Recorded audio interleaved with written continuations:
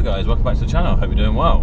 Today join me something a bit different. I am in a 2015 Nismo Juke RS. This is a Nissan Juke with some styling modifications and a 1.6 turbo engine that produces 210 horsepower.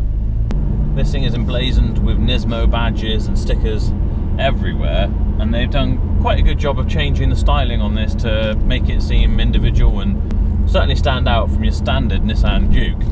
It comes with some styling differences, wing mirror caps, badges, big diamond cut alloy wheels, and a very nice Alcantara interior with these very sporty bucket seats. And there is a different variation, you can get the sort of race seats in this, which do look incredible, and if you're looking for one, then definitely that must be like a bit of a special thing to try and find.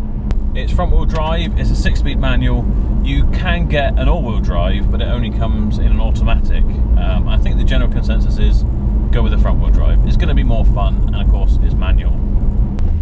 It comes absolutely packed with features, as a lot of Nissan Jukes do.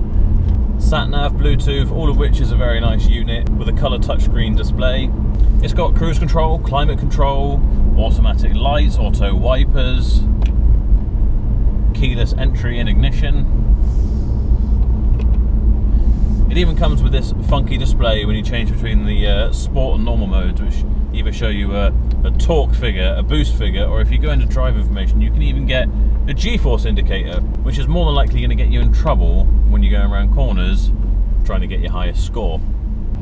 That, however, has been standard on every Nissan Juke I've ever had in stock, so I don't know if that is specific to all Nissan Jukes, but it's certainly been on every single one I have, and this is the first Nismo I had, so it's certainly not a special feature for that.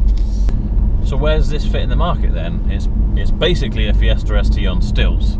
So who is the customer for this car? Well, I guess if you want something that is sporty, front wheel drive, but you've got a few more practicality needs, you know, you need a bigger boot, you need 4 doors, and to be able to sit 4 or 5 people comfortably, then this would suit you. Say you're someone who really likes your Japanese vehicles, and this feels a bit, to me at least, a bit of a JDM style car. You know, it's a bit different. It's not your average, is it? You know, Nismo and Nissan Juke, the kind of Marmite mum car, they don't really seem like an obvious choice to go together, and for that reason I really like it. So if you get to the point where you've decided you do like the look of the Nismo Juke, you'll want to know how it drives. So let's put it into sport mode and find out.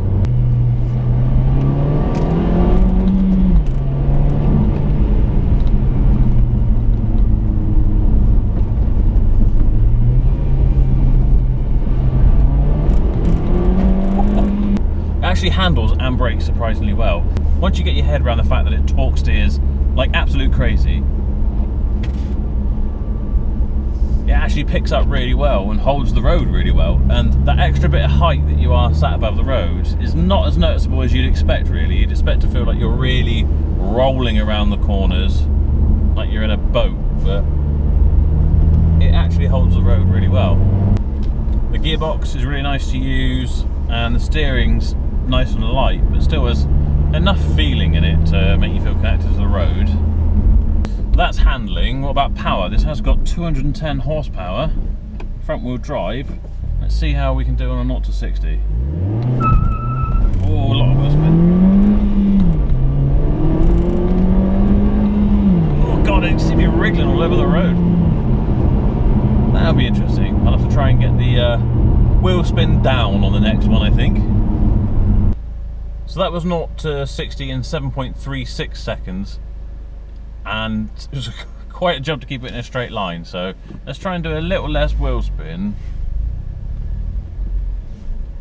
and see if we can't beat that time.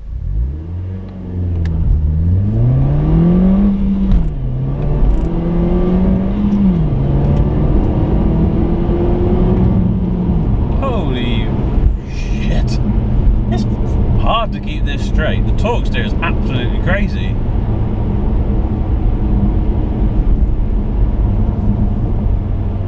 I almost saw my life flash before my eyes for a second there. So that was 7.2 0.26 seconds, so I shaved a tenth of a second off. And to be quite honest, it wasn't worth the skid marks in my pants for how dodgy that felt. And that is my biggest bugbear with this car. It's not the looks, I actually quite like it. It's not the stigma of it being a Juke, that wouldn't bother me at all. The torque steer in this thing is just ridiculous, to the point where it's completely unenjoyable. The hot hatches of my teens had torque steer and it felt fun, but this doesn't. This feels like it should have a limited slip differential or some kind of electronic wizardry that would stop this from happening. And it doesn't. I don't really understand why that is. You know, Nissan and Nismo have the ability to do this, and I do wonder if during development perhaps they did have a limited slip differential in it, or they had some kind of electronic traction control that kept it in a straight line under acceleration, and they thought, you know what, this just feels too tame, you know, this has got to be something a bit more exciting. And perhaps that was a way of injecting some excitement into this car, was having this ridiculous torque steer to deal with, and I'm not sure it was the right choice. It just makes this car a bit irritating to drive. Sure, it's fine if you're really putting your foot down, but if you're just driving along and you want to mildly accelerate and it's torque steering like crazy, that's annoying. So take that all under consideration, I guess. I think it's a really cool little car, but would I drive one daily? Absolutely not. It would drive me mad. And you know when a car's got something that's designed to make it interesting but actually makes it a bit boring, they got something wrong, haven't they? So that's my views. Anyway, I hope it's been helpful. I hope you've enjoyed the video. Please do like, subscribe, and I will see you in the next video.